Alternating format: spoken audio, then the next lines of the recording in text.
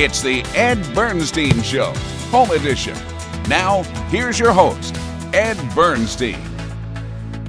Welcome to our show today. A little bit later on our show, Rick Allen, the drummer from Def Leppard, and his wife Lauren will be my guests. And right now I have a special guest, and I'm going to read this so I don't get it wrong. Claudia Noriega-Bernstein is an artist, writer, philanthropist, life coach, mentor, mother, and wife. My wife. That's right. So during her career as a journalist, see, this is why I have to read it. If I don't get it right, I hear about it later. She worked for magazines and television, touching subjects from parenting, forgiveness, and growth to political issues. She started her career on television at 17 years old as an actor.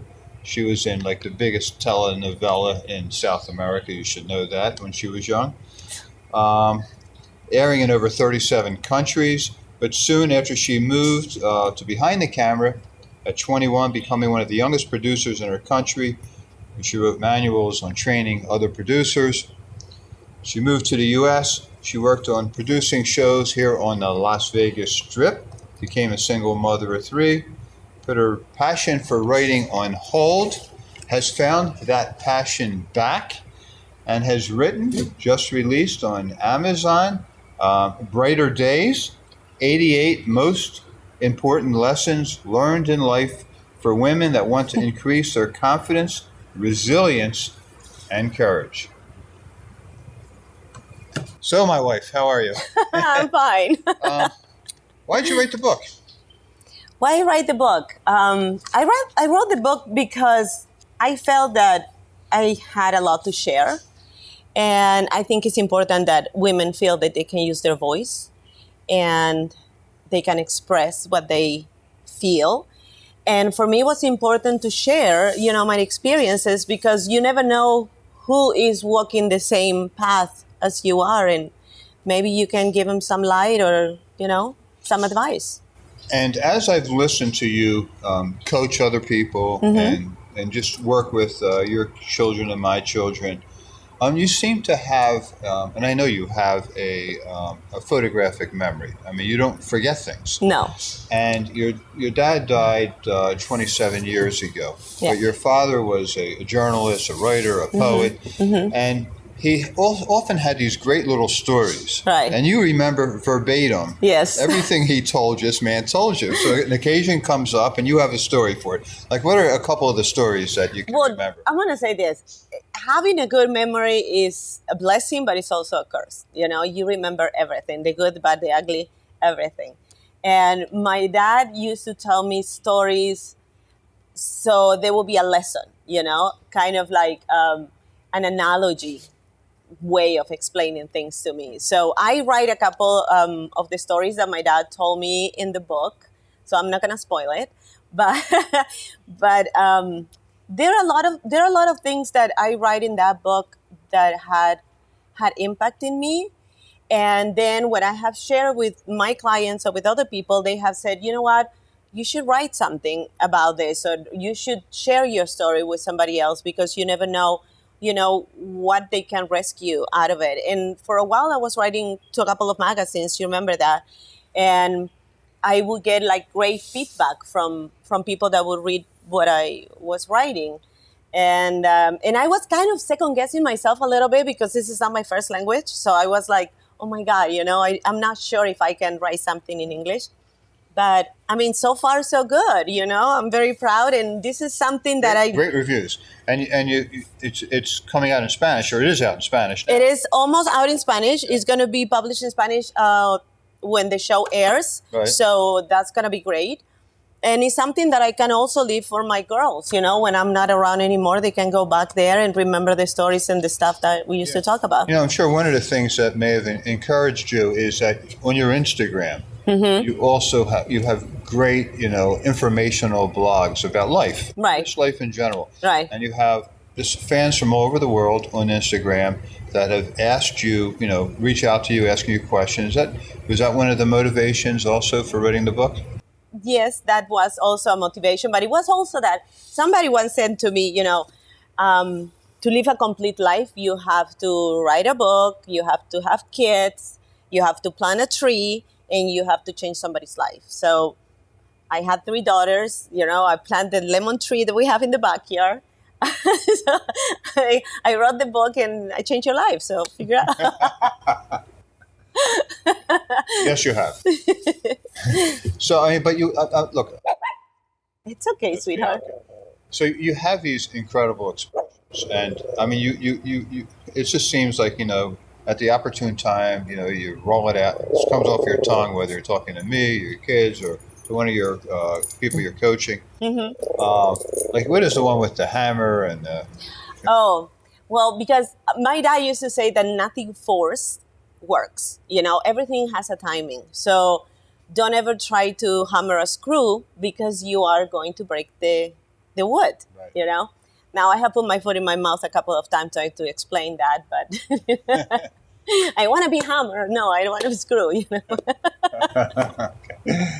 And then you have one about shrinking. I mean, that's and that kind of permeates the entire Yeah. book, that concept. Well, What is that? oftentimes we tend to emulate the person that is next to us. So we kind of shrink to fit that mold that the person that Wants us is to be. in a relationship, right, with us or is important part of our life.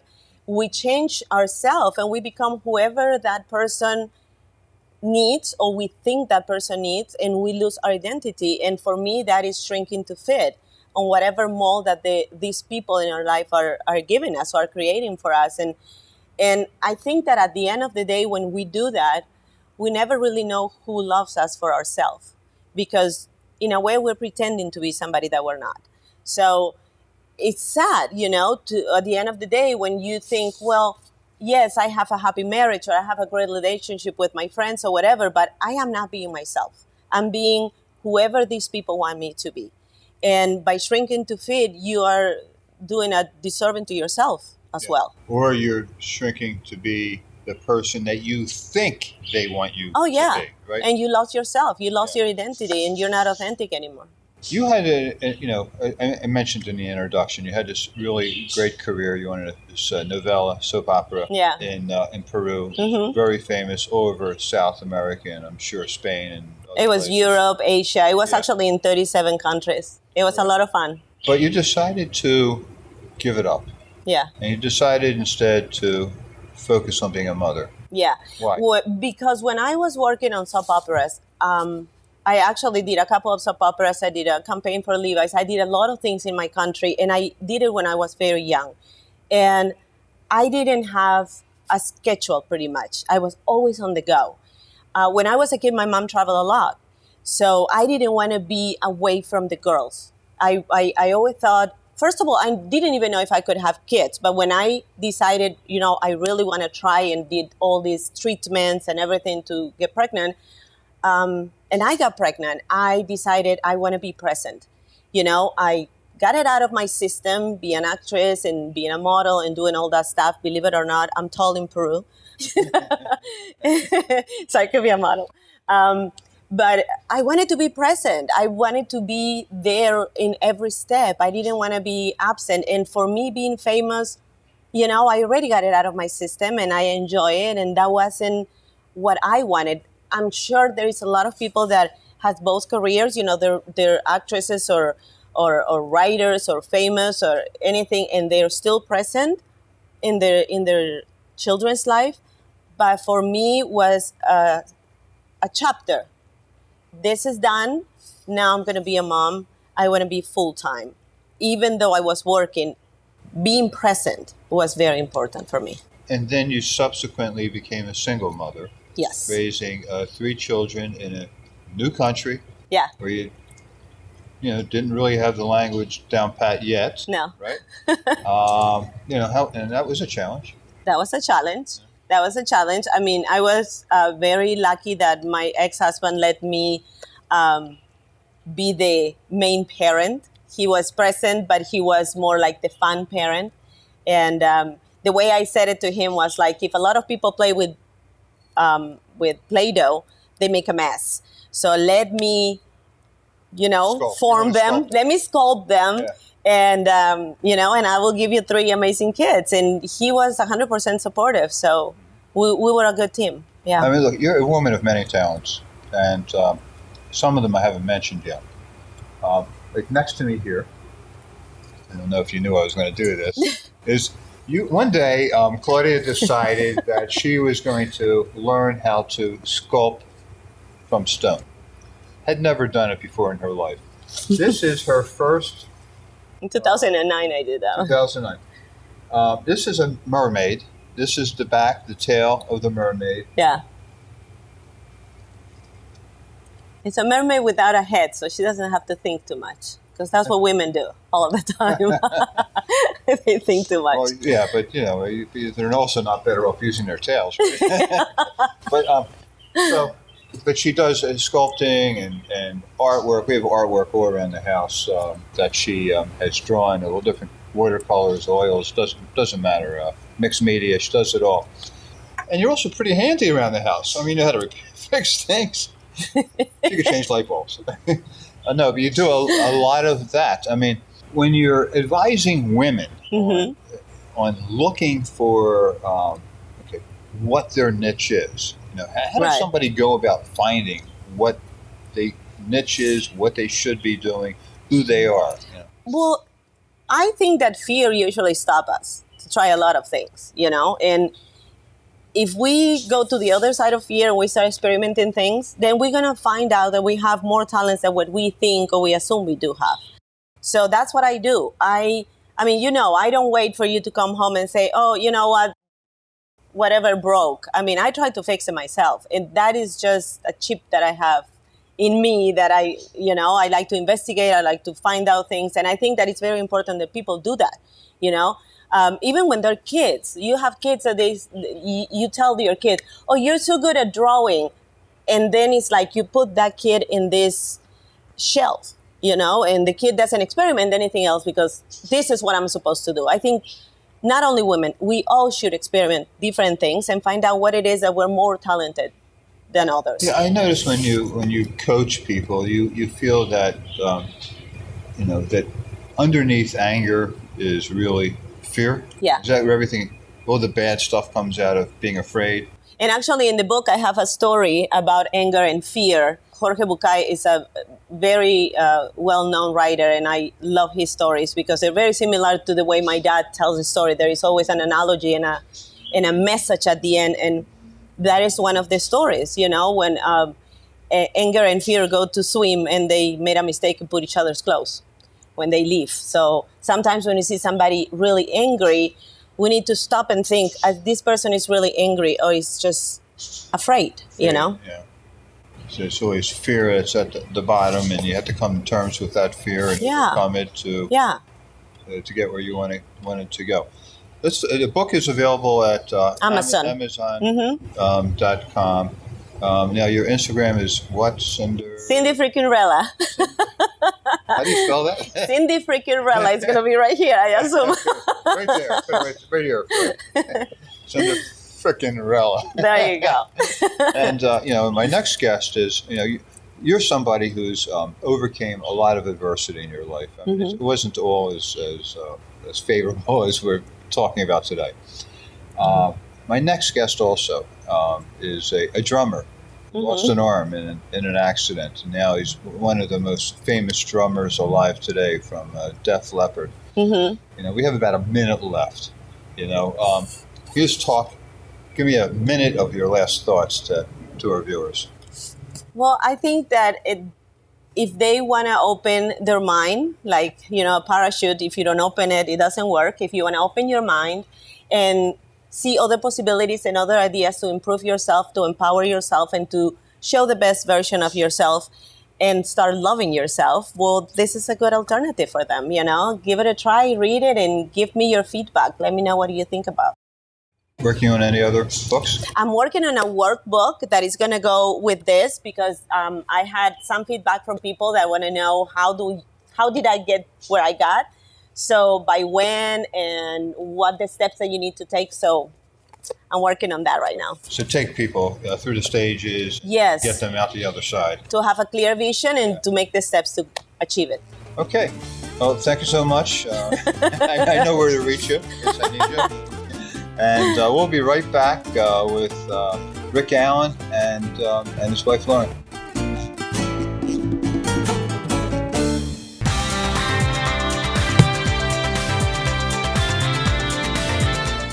My daughter Dana fought a long battle with Crohn's disease before passing last year. Max has spent a lifetime scoring goals.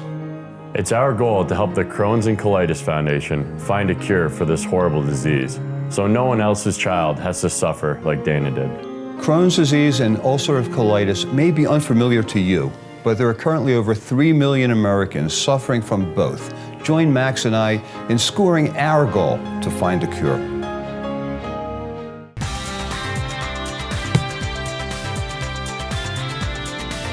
You may recall several months ago, Rick Allen from Def Leppard was on our show.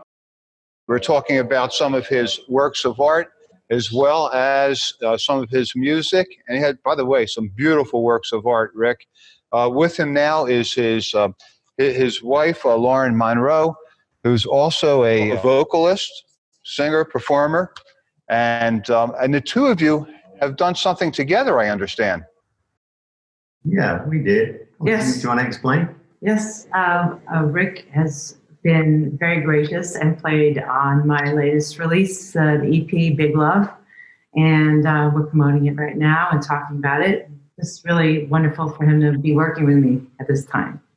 And we have a copy of it, and we're gonna play some video in a moment. But can you describe, the what is the song about and the genre of the song? Well, the genre is a roots rock song, and the intention behind it is really to start a conversation about how people can become more united and more tolerant, and really awakening to our higher potential of love in this country and around the world. As we're seeing now, there's a lot of division.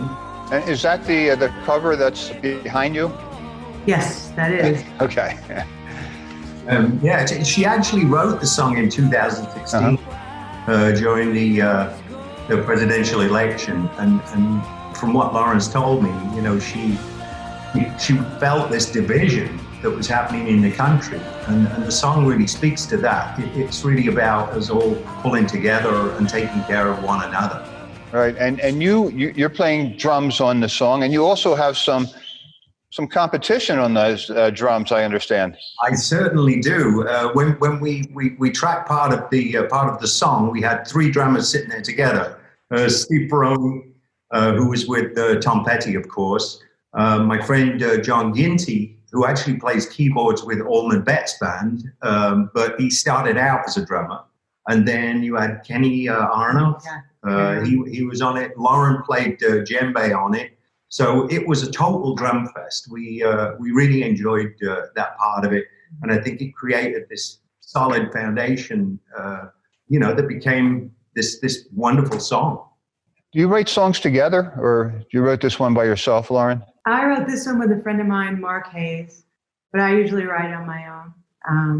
And then when I bring it into demo form, Rick and I brainstorm on how we want to arrange it. What's that like, working with your wife, Rick? I love it. It's really good. We're kind of we're in lockdown together, so you put a couple of musicians together, you end up making music. So we've really enjoyed this time. What has the COVID-19 done with touring and Def Leppard plans as well as your plans? I think the entire industry, from sports to music, any form of entertainment, large gatherings, I think they got out ahead of it in the beginning, and they just said that, there's no way we can do this safely. So what we did, we just rescheduled for basically the same time in 2021, and we're just hoping that there's a way that we can all go out and do this safely. The last thing I want is somebody to come along to a show and get sick, so it's got to be right when we do it. So we're just looking forward to that day. Oh, that's you. I mean, you're always thinking of other people. I mean, practically in everything you do. And I know the two of you have a foundation the Raven Drum Foundation, that a lot of the proceeds from the sale of this music and some other things go into that foundation. And what does the foundation do? Well, the foundation provides healing arts programs for trauma-based recovery. And we started it in 2001. And we really went around to different populations to share our gifts, which is drumming and mindfulness and energy medicine work, to supplement other types of healing modalities to help people recover from crisis.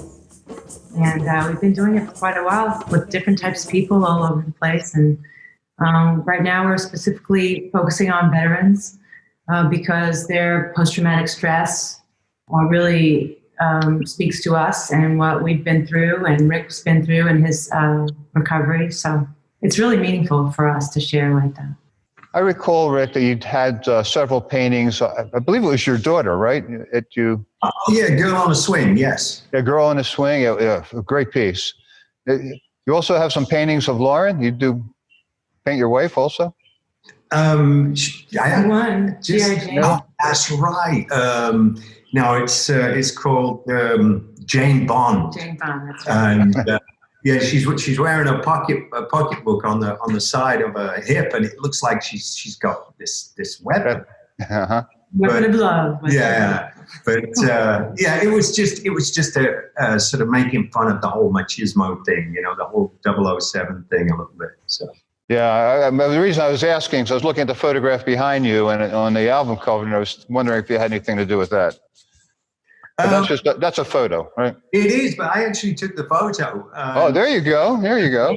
The original photo that Jane Bond came from was also taken by me, and this was the subject. So, how do you go about promoting your song, Lauren? I mean, with all the the state of music today, and then the COVID-19 going on, and you're trying to have a successful song that's going to hopefully bring some revenue into your foundation. And it's a great song, by the way, and we're going to play it in a minute. But how do you promote it? Well, just doing things like this and meeting wonderful people like yourself to share the message and the work with. Also, because of the COVID situation, I'm not performing live. So we're doing some live streaming and pre-recorded things to share so that we can share our music that way. But it's more difficult for sure. I think the timing of it is really perfect because I have a healing message, and I always have in my music, and people really need that. So I'm really confident that the people who need to hear it will hear it.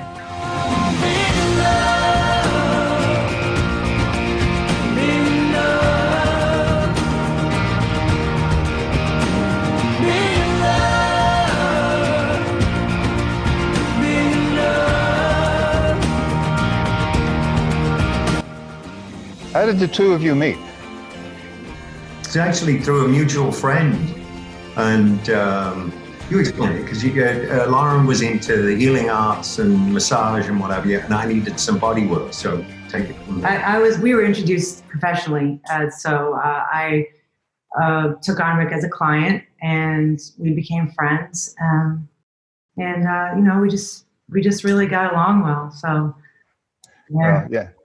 Well, I mean, look, I had a story. Mine was a blind date. I like to say that my wife was blind and I was the date.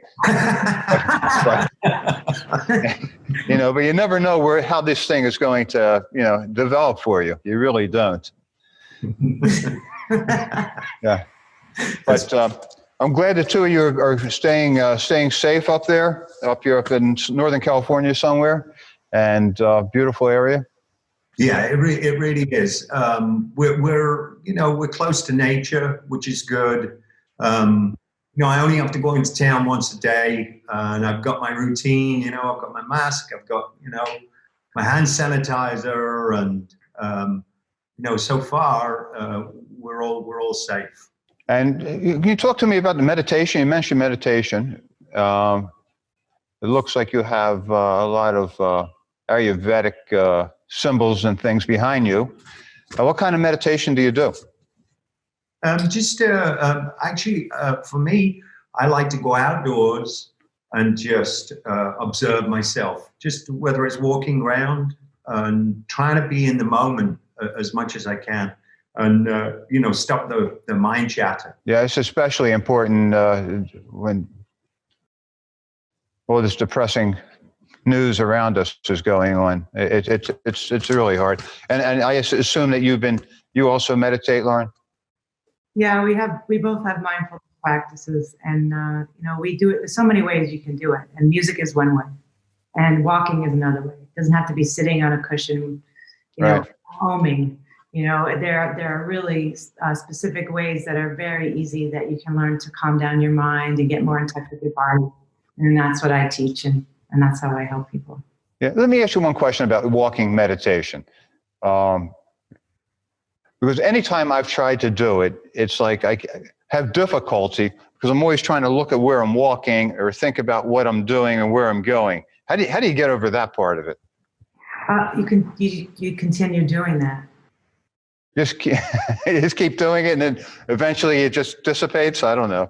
Well, you become involved in your walking.